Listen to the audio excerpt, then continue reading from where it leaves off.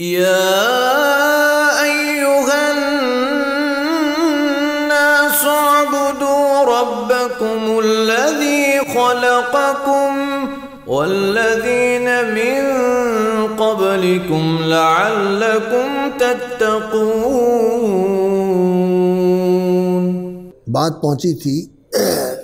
لا اقسم بالخنس الجوار الکنس واللیل اذا عسعس۔ پہلا جو علمت نفس ما حضرت تک جو ہے نا وہ قیامت کا سلسلہ مکمل ہو گیا۔ اب قرآن مجید کی حقانیت کی بات فرمائی ہے۔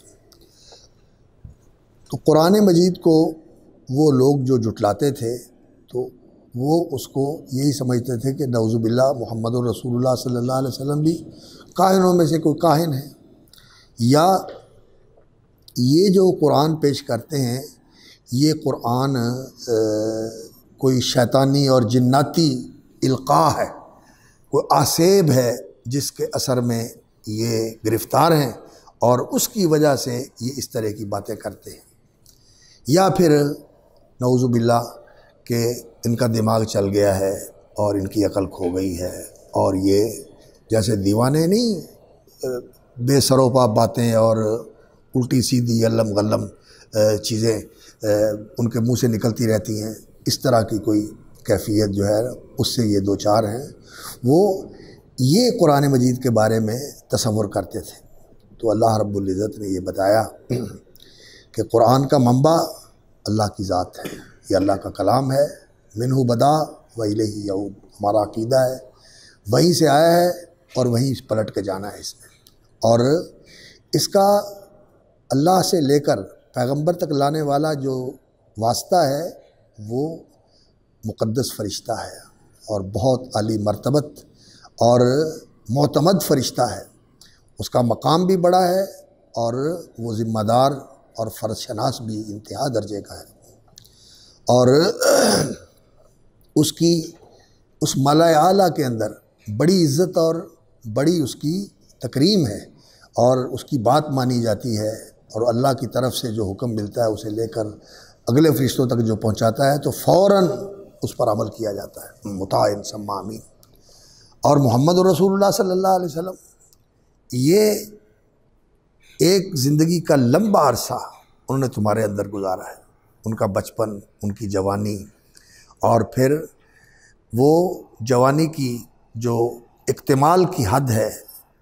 40 سال تک تمہارے ساتھ رہے، تم نے ان کی زندگی کے سارے دور دیکھے اور ان کے سارے رنگ دیکھے،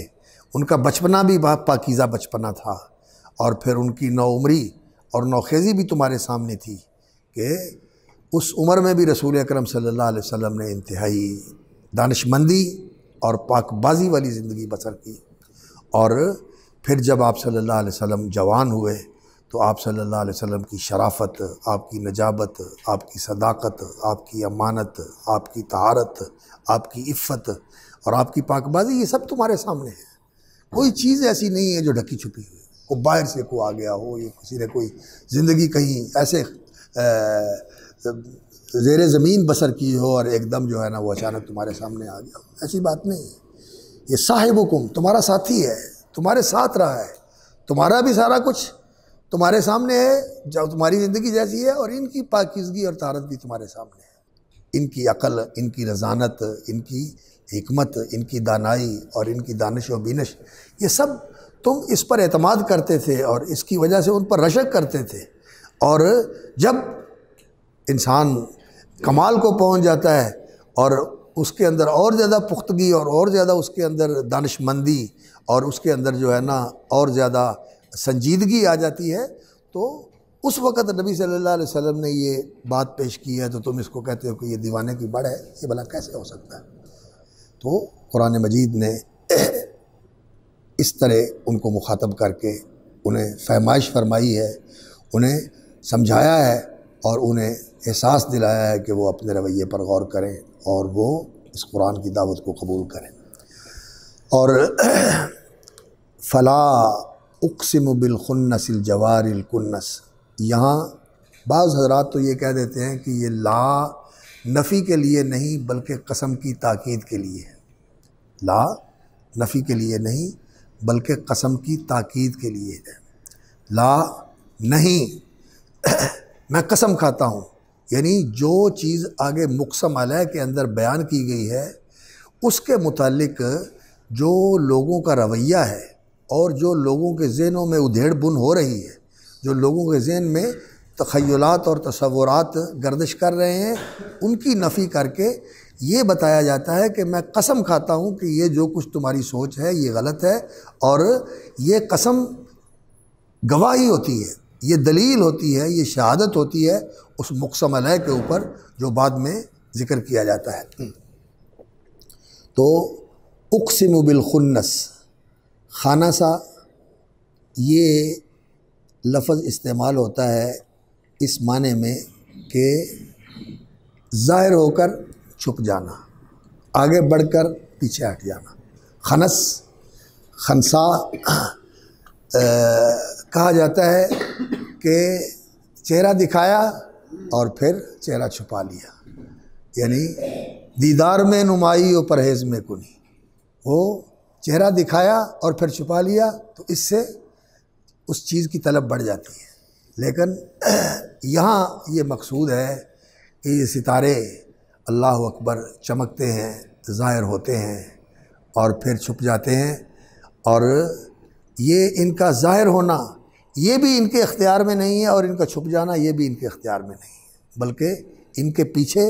ایک ہستی ہے جو انہیں ظاہر کر دیتی ہے اور پھر انہیں چھپا بھی دیتی ہے۔ تو یہ خود بخود ایسا کرنے والے نہیں ہیں۔ فلا اقسم بالخنس، ظاہر ہو کر چھپ جانے والے، آگے بڑھ کر پیچھے ہٹ جانے والے۔ الجواری، اللہ اکبر، جو چلنے والے ہیں۔ الجواری، جاریت ان کی جمع الجواری، اور یا جو ہیں یہاں تخفیف کے لیے الجواری کی بجائے الجواری، الجواری الکنس، اللہ اکبر، چلنے والے ہیں، یعنی یہ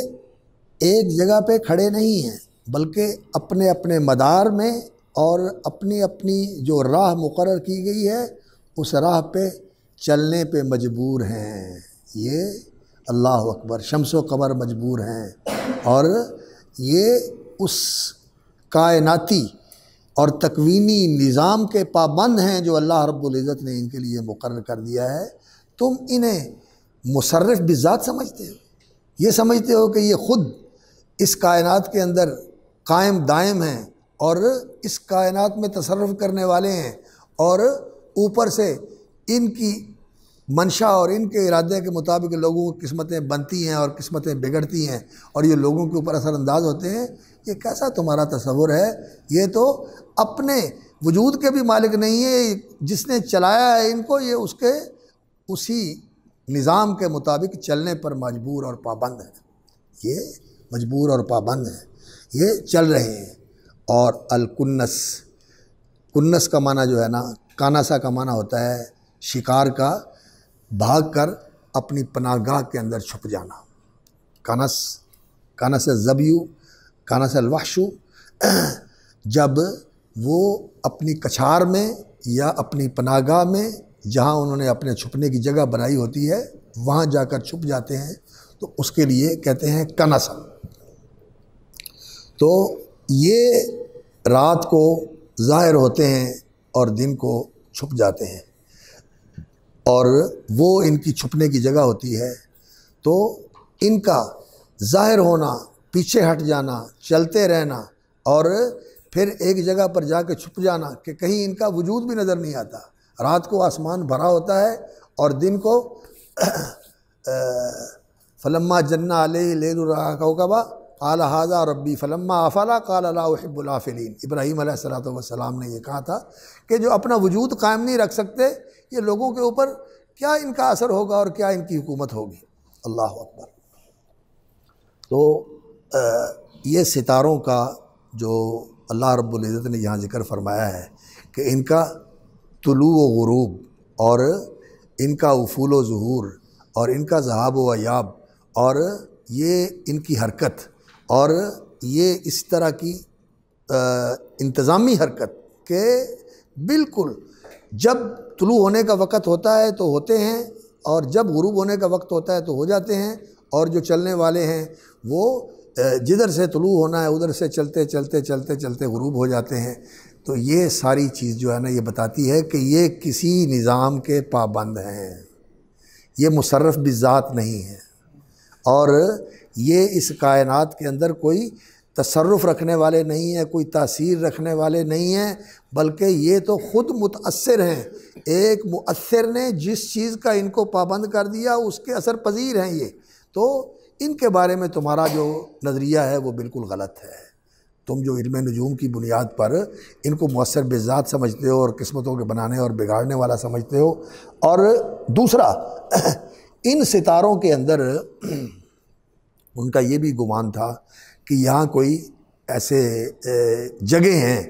جہاں یہ جنات اور شیاطین جو ہیں وہاں تک ان کی رسائی ہوتی ہے، اور وہ وہاں بیٹھ کر آسمان دنیا سے یا آسمان بالا سے، ملأ اعلیٰ سے اور آسمان بالا سے جو غیب کی خبریں آتی ہیں اور جو فیصلے ہوتے ہیں ان فیصلوں کے بارے میں انہیں سنگن مل جاتی ہے اور وہ جان لیتے ہیں، اور وہاں ان کے بیٹھنے کی جگہ موجود ہیں۔ تو اللہ رب العزت نے یہاں اس چیز کی طرف بھی مخفی اشارہ فرما دیا کہ یہ سمجھتے ہیں کہ یہاں ان کے بیٹھنے کی جگہ ہیں، وہاں جا کر وہ محفوظ جگہ پر بیٹھ کے وہاں کے راز جو ہے وہ لے لیتے ہیں جو اس کائنات کے متعلق عالم غیب سے ان پر القاء کی۔ اللہ کو وہ مانتے تھے، اللہ کو مانتے تھے، اللہ کا انکار کرنے والے مشرک نہیں تھے، صرف وہ اللہ کے ساتھ شرک کرتے تھے، اور اللہ کے ماتحت انہوں نے فرشتوں کو، جنات کو، شیاطین کو اور اپنے بڑوں کو اور نیک روحوں کو اللہ کا برابر بنایا ہوا تھا، اس کا ہمسر بنایا ہوا تھا، جیسا کہ فرمایا فَلَا تَجْعَلُوا لِلَّهِ أَنْدَادًا وَأَنْتُمْ تَعْلَمُونَ وَمِنَ النَّاسِ مَن يَتَّخِذُ مِن دُونِ اللَّهِ أَنْدَادًا يُحِبُّونَهُمْ كَحُبِّ اللَّهِ، اور وہ سورہ یونس میں اور اسی طرح سورۃ المومنون میں اور دوسری صورتوں میں اللہ رب العزت نے ان سے پوچھا قُلْ مَن يَرْزُقُكُم مِّنَ السَّمَاءِ وَالْأَرْضِ أَمَّن يَمْلِكُ السَّمْعَ وَالْأَبْصَارَ، اور اسی طرح سورۃ العنکبوت میں أَإِلَٰهٌ مَّعَ اللَّهِ أَإِلَٰهٌ مَّعَ اللَّهِ أَإِلَٰهٌ مَّعَ اللَّهِ، تو وہ اللہ کی ربوبیت کا اقرار کرتے تھے، اس کو مانتے تھے، وہ داہری یہ نہیں تھے کہ اللہ نہیں ہے، اللہ کو مانتے تھے، لیکن وہ آگے اللہ رب العزت کے کارندے اور اس طرح کی اس کی مخلوقات کو انہوں نے اس کا بنایا ہوا تھا کہ اب یہ معاملہ اس نے ان کے سپرد کر دیا ہے، یہ مفوضین ہیں، یہ کمشنر ہیں، یہ ان کو سونپ دی گئی ہے ذمہ داری، اور اب یہ ذمہ داریاں چلا رہے ہیں، اور وہ یہ نظام جو ہے نا وہ اس طرح کا انہوں نے تجویز کر رکھا تھا مشرکین نے۔ تو یہاں وہ یہ سمجھتے تھے کہ یہاں جا کر جنات اور شیاطین جو ہے نا وہ کچھ حاصل کر لیتے ہیں۔ تو اللہ رب العزت نے یہ بتایا کہ یہ ستارے جو ہیں جہاں یہ پابند ہیں اور جہاں یہ اپنے طلوع و غروب میں مرضی کے مالک نہیں ہیں بلکہ اس نظام کے پابند ہیں جو ان کے لیے مقرر کر دیا گیا ہے، اسی طرح ان کے اندر اللہ رب العزت نے یہ بھی ایک نظام اور انتظام فرما دیا ہے کہ جب شیاطین اوپر آتے ہیں فَأَتْبَعَهُ شِهَابٌ ثَاقِبٌ، فَأَتْبَعَهُ شِهَابٌ ثَاقِبٌ وَحِفْظًا مِّن كُلِّ شَيْطَانٍ مَارِدٍ۔ یہی اللہ رب العزت نے یہ نظام بنایا ہوا ہے کہ جب یہ شیاطین اوپر پہنچتے ہیں وَأَنَّا كُنَّا نَقْعُدُ مِنْهَا مَقَاعِدَ لِلسَّمْعِ فَمَن يَسْتَمِعِ الْآنَ يَجِدْ لَهُ شِهَابًا رَّصَدًا۔ تو اب وہاں جا کر جو بیٹھ کے وہاں اوپر سے جو احکام نازل ہونے والے ہیں ان کے بارے میں کوئی اطلاع اور کوئی جاسوسی اور کوئی سنگن لینے کی کوشش کرتا ہے، فَمَن يَسْتَمِعِ الْآنَ يَجِدْ لَهُ شِهَابًا رَّصَدًا، تو ایسا شہابیہ اور ایسا راکٹ جو ہے وہاں سے چھوٹتا ہے اور اس کو نشانہ بنا لیتا ہے، کبھی تو اس کو بھگا دیتا ہے اور کبھی اس کو جلا کر راکھ بنا دیتا ہے۔ تو اللہ رب العزت نے ان ستاروں کے اندر اس چیز کا بھی انتظام فرمایا ہوا ہے کہ یہ جیسے چلتے ہیں اِنَّا زَيَّنَّا السَّمَاءَ الدُّنْيَا بِزِينَةٍ الْكَوَاكِبِ وَحِفْظًا مِّن كُلِّ شَيْطَانٍ مَارِدٍ لَا يَسْمَعُونَ إِلَى الْمَلَإِ الْأَعْلَىٰ وَيُقْذَفُونَ مِن كُلِّ جَانِبٍ دُحُورًا وَلَهُمْ عَذَابٌ وَاصِبٌ۔ اللہ اکبر۔ تو یہ ستارے جو ہیں جہاں یہ اللہ رب العزت کی قدرت اور اس کی قوت اور اس کی حکمت اور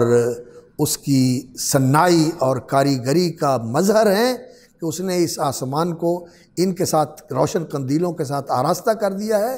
وہاں یہ اس چیز کا بھی یہ ظاہر کرتے ہیں کہ اللہ رب العزت نے آسمان کی حفاظت کا بندوبست بھی کیا ہوا ہے، وَحِفْظًا مِّن كُلِّ شَيْطَانٍ مَارِدٍ۔ اللہ اکبر۔ تو ستاروں کی اللہ رب العزت نے قسم کھائی، جس میں ان کا جو علم نجوم کے متعلق نظریہ اور عقیدہ تھا اس کی بیخکنی کی، اس کی جڑ کاٹ دی کہ یہ مؤثر بذات نہیں ہے، بلکہ مسخرات بامری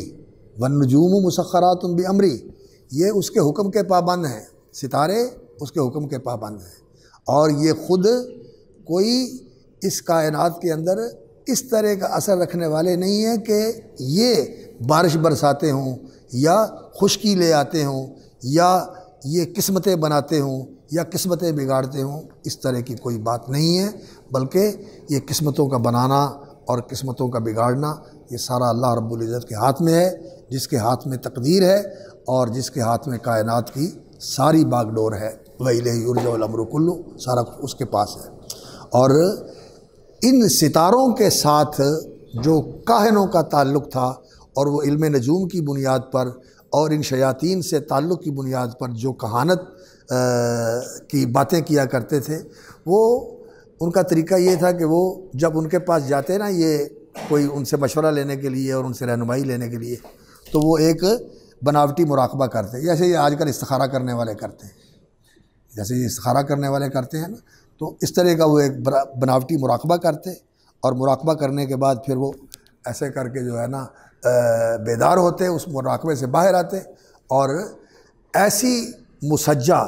اور مقفع عبارت پیش کرتے جس کے متعدد معنی ہو سکتے ہیں، ذو معنی ہو سکتی ہے، یہ معنی بھی ہو سکتا ہے، وہ معنی بھی ہو سکتا ہے۔ جیسے مجھے شعر میں یاد آتا ہے، وہ ایک خطیب تھے ضیاء اللہ قاسمی، تو وہ کہتے ہیں کہ وہ ایک پیر تھا، وہ لوگوں کو اولاد دیتا تھا، تو کسی نے کہا نا جی میرے پاس لڑکی نہیں ہے تو مجھے لڑکا دے دیں، کسی نے کہا لڑکیاں ہیں لڑکا دے دیں، کسی نے کہا نا جو لڑکا نہیں ہے لڑکی دے دیں، لڑکے ہیں اور لڑکی دے دیں، تو اس نے تعویذ میں لکھنا لڑکی نہ لڑکا، یہ تعویذ میں اس نے لکھنا اور پھر دے دینا اس کو اور پیسے لے لینے، اور لوگوں کو جو ہے نا اس طرح اس نے مرید بنایا ہوا تھا۔ تو پھر جب کسی کے جو ہے نا خلاف توقع بات پوری ہو جانی، لڑکا لینے گیا تھا تو وہ لڑکی ہوگی، تو اس نے کہا نا لا تعویذ نکال کے لا دو، کیا تعویذ لکھا ہوا ہے وہ اس میں تو لکھا ہوا ہے لڑکا نہ لڑکی، لڑکا نہ لڑکی، تو تعویذ ہی تیرا غلط لکھا گیا ہے یار، جب پھر تجھے تعویذ دیں گے، تو لڑکا نہ لڑکی یا لڑکا نہ لڑکی، وہ ادھر بھی لگا لو ادھر بھی لگا لو، جہاں مرضی لگا لو، دونوں کے ساتھ لگ سکتا ہے۔ اس طرح کے یہ طریقے ان کے ہوتے ہیں۔ یہ جو دجال ہوتے ہیں دھوکہ دینے والے، ذو معنی قسم کی بات کرتے ہیں، ادھر بھی لگایا جا سکتا ہے ادھر بھی لگایا جا سکتا ہے، یا بعض اوقات ایسا اول فول ہوتا ہے وہ کہ اس کا کوئی معنی بنتا ہی نہیں، اس پر غور کریں کوئی چیز اس کی سمجھ نہیں آتی، انتر منتر جنتر شنتر پتہ نہیں کیا بول دیتے ہیں، تو اس کا کوئی معنی ہی نہیں بنتا ہوتا۔ تو اس طرح کی چیزیں بول کر وہ سمجھتے ہیں کہ یہ راز ہیں، یہ لدنی علم ہے، یہ راز ہے، یہ تمہاری سمجھ سے بالا تر ہے، تمہیں نہیں سمجھ میں آتا، تمہیں نہیں سمجھ میں آتا یہ۔ تو اس طرح کی کہانتیں وہ کرتے تھے، لیکن رسول اکرم صلی اللہ علیہ وسلم جو کلام پیش کرتے ہیں اور نبی صلی اللہ علیہ وسلم کے جو فرامین ہیں خود ان کی زبان سے ادا ہونے والے، وہ نعوذ باللہ کوئی دیوانے کی بات ہو سکتی ہے، اور جو کلام وہ پیش کرتے ہیں قرآن کی حیثیت سے کہ یہ اللہ کا کلام ہے، اس کے اندر جو بلاغت ہے اور اس کے اندر جو تاثیر ہے اور جو حلاوت ہے اور اس کے اندر جو معنویت اور گہرائی ہے اور اس کے اندر جس طرح انسان کے دل کو اور انسان کے دماغ کو اور اس کی عقل کو جھنجھوڑنے والا انداز ہے، یہ ان کاہنوں کی کہانت ہو سکتا ہے؟ یہ ان کاہنوں کی کہانت ہو سکتا ہے؟ نہیں، یہ قرآن کی حقانیت اور اس کی صداقت واضح فرمائی، اور اس کے ساتھ واللیل اذا عسعس والصبح اذا تنفس، اور قسم ہے رات کی، اذا عسعس، عسعس جو ہے یہ فعل ایسا ہے جس کو کہتے ہیں، یہ فعل ازداد میں سے ہے، یعنی یہ فعل ضد معنی کے اوپر دلالت کرتا ہے۔ عسعس اقبلہ کا معنی بھی دیتا ہے اور ادبرہ کا معنی بھی دیتا ہے، یہ آنے کا معنی بھی دیتا ہے اور جانے کا معنی بھی دیتا ہے۔ تو واللیل اذا عسعس، اور اس طرح کا جو فعل ہوتا ہے اور تو پھر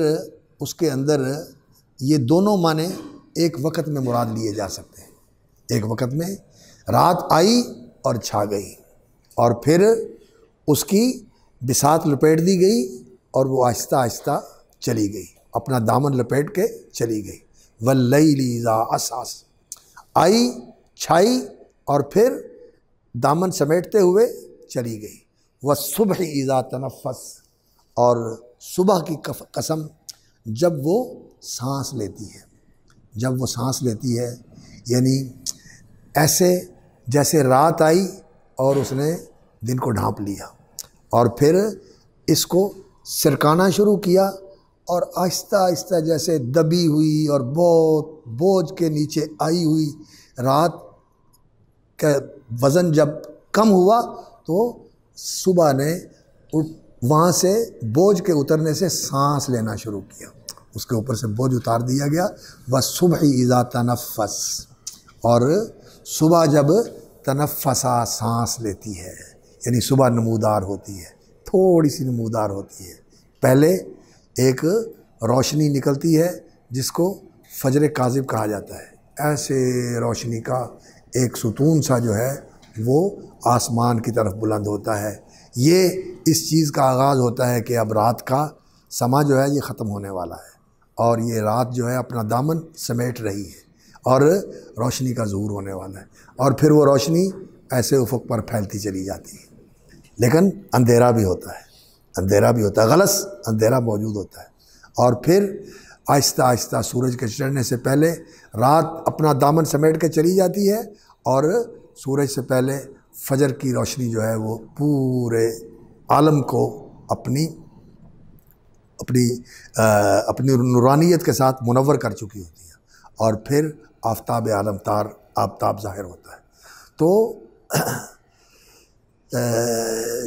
یہ چیز بتاتی ہے کہ رات ہمیشہ کے لیے نہیں ہوتی، رات آتی ہے اور چلی جاتی ہے، اور کفر، جہالت، ظلم اور وحشیت یہ رات تھی جو اس عالم انسانیت کے اوپر چھائی ہوئی تھی، اور اب اللہ رب العزت نے اس رات کے سمیٹنے کا انتظام کر دیا ہے کہ اب یہ رات نہیں رہے گی، یہ رات چھٹ جائے گی۔ اور الصبح اذا تنفس، جیسے رات کے اندھیرے چھٹتے ہیں اور روشن دن طلوع ہوتا ہے، اسی طرح محمد الرسول اللہ صلی اللہ علیہ وسلم کا آنا اور محمد الرسول اللہ صلی اللہ علیہ وسلم کا نبوت و رسالت کے ساتھ مبعوث ہونا اور یہ تعلیمات لے کر آنا، یہ روشن دن کا آغاز ہے، یہ روشن دن کا آغاز ہے۔ اور محمد الرسول اللہ صلی اللہ علیہ وسلم ان اندھیاروں کو مٹانے کے لیے آئے ہیں، اور انا ارسلناک شاہدا و مبشرا و نذیرا و داعیا الی اللہ باذنہ و سراجا منیرا، اور قد جاءکم من اللہ نور و کتاب مبین، اور یہ قرآن جو ہے یہ بھی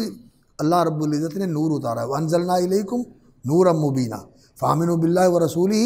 والنور الذی انزلنا، یہ نور ہے، یہ نور ہے۔ دنیا کے اندر سارے اس بات کو محسوس کرتے تھے کہ علم نہیں ہے، علم اٹھ گیا، نبوت کے آثار مٹ گئے۔ چند لوگ تھے جو غاروں اور کھوہوں میں بیٹھ کر اللہ اللہ کرتے تھے، لیکن ان کا معاشرے میں کوئی اثر نہیں تھا۔ یہ کچھ رہبان تھے اور کچھ عبادت گزار تھے جنہوں نے معاشرے سے منہ موڑ کر غاروں میں پناہ لے لی تھی۔ باقی دنیا کے اندر ظلم کا اندھیرا چھایا ہوا تھا، جہالت کا اندھیرا چھایا ہوا تھا، اور اس طرح تاریکی چھائی ہوئی تھی کہ انسان کو بالکل کہیں بھی کوئی خیر کی کرن بھی نظر نہیں آتی تھی، شر ہی شر تھا۔ تو اس کو اسی طرح رہنے دینا تھا اللہ رب العزت؟ نہیں۔ تو ہر رات کے آخر میں ہے لاجرم سویرا، رات آتی ہے تو سویرا بھی آتا ہے، سویرا بھی آتا ہے، اور سویرا وہ آ گیا ہے، اور وہ کس صورت میں آیا ہے؟ وہ قرآن مجید کی صورت میں آیا ہے۔ تو قرآن مجید کی صورت میں وہ روشن صبح ہو گئی ہے۔ والصبح اذا تنفس انہ لقول رسول کریم۔ اللہ اکبر، اللہ اکبر۔ یہ قرآن کی بلاغت ہے، یہ قرآن کا اعجاز ہے۔ قسم کھائی اور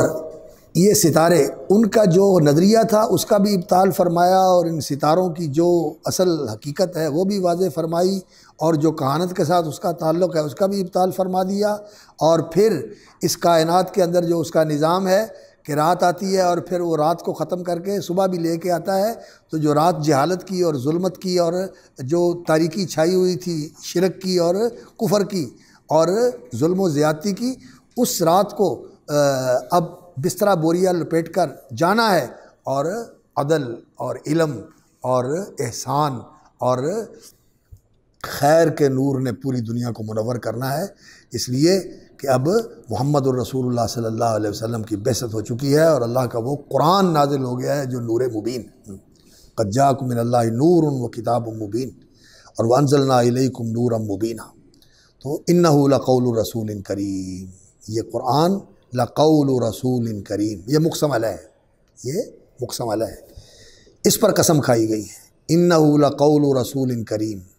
یہ قول ہے اس فرستادہ کا جو بڑا معزز و مکرم ہے۔ یہ لقول رسول کریم، اس کو اللہ رب العزت نے ان کا قول قرار دیا ہے، تو یہ قول ان کا اس لیے قرار دیا گیا کہ ان سے نقل ہو کر وہ نقل کر کے رسول اللہ صلی اللہ علیہ وسلم ان کے طرف سے اس قول کو وصول کرتے ہیں، اور منبع اس کا اللہ رب العزت ہے، منبع اس کا اللہ رب العزت ہے، اور یہ ناقل ہیں اللہ کا قول اللہ سے لے کر یہ لا کر محمد الرسول اللہ صلی اللہ علیہ وسلم تک پہنچاتے ہیں۔ اب کفا نب کی من ذکر حبیب و منزلی بشت اللوا بین کیا بین الحوملی کیسے ہے؟ اب یہ شعر کس کا ہے؟ کفا نب کی من ذکر حبیب و منزلی بشت اللوا بین الحجون و حوملی، کیسے ہے؟ ذہن سے نکلا ہوا ہے۔ تو اب یہ کلمہ جو ہے امرؤ القیس کا ہے، کلمہ امرؤ القیس کا، قول کس کا ہے؟ یہ امرؤ القیس کا۔ سن رہے ہیں آپ میری زبان سے، میری زبان سے۔ تو جس نے پہلے کہا اصل قول اس کا ہے، اور جو دوبارہ اس کو نقل کر رہا ہے وہ اسی کا قول نقل کر رہا ہے۔ تو اصل کلام جو ہے قرآن مجید یہ اللہ رب العزت کا کلام ہے، اور جبریل امین نے اللہ رب العزت سے سنا، جیسا کہ اہل سنت کا عقیدہ ہے، یہ اللہ کا کلام ہے، منہ بدا بحرف و صوت، اس کا ظہور اللہ رب العزت سے ہوا ہے حرف اور صوت کے ساتھ، یعنی انہی الفاظ کے ساتھ، اور اللہ کی آواز میں سنا گیا۔ اللہ رب العزت نے تکلم بھی، اللہ رب العزت کا یہ کلام ہے، جیسا کہ اللہ رب العزت فرمایا فَأَجِرُوا حَتَّى يَسْمَعَ كَلَامَ اللَّهِ، اور اللہ رب العزت نے اس کا تکلم فرمایا ہے، یہ اللہ کا کلام ہے، اور اس کی طرف جو اس کی نسبت کی گئی ہے تو وہ بحیثیت ناقل کے ہے، وہ بحیثیت ناقل کے ہے، اور کہیں تو رسول اکرم صلی اللہ علیہ وسلم کی طرف اس کو منسوب کیا گیا ہے، کیونکہ بندوں نے رسول اکرم صلی اللہ علیہ وسلم کی زبان سے سنا ہے، اور کہیں جبریل امین کی طرف اس کو منسوب کیا گیا ہے، جیسا اس آیت میں ہے انہ لقول رسول کریم ذی قوت عند ذی العرش مکین مطاع ثم امین۔ تو یہ جبریل امین کی طرف منسوب کیا گیا ہے، کیونکہ رسول اللہ صلی اللہ علیہ وسلم سے رسول اللہ صلی اللہ علیہ وسلم نے جبریل امین سے سنا ہے، نبی صلی اللہ علیہ وسلم تک پہنچا ہے جبریل کے واسطے سے، اور انسانوں تک پہنچا ہے محمد الرسول اللہ صلی اللہ علیہ وسلم کے واسطے سے۔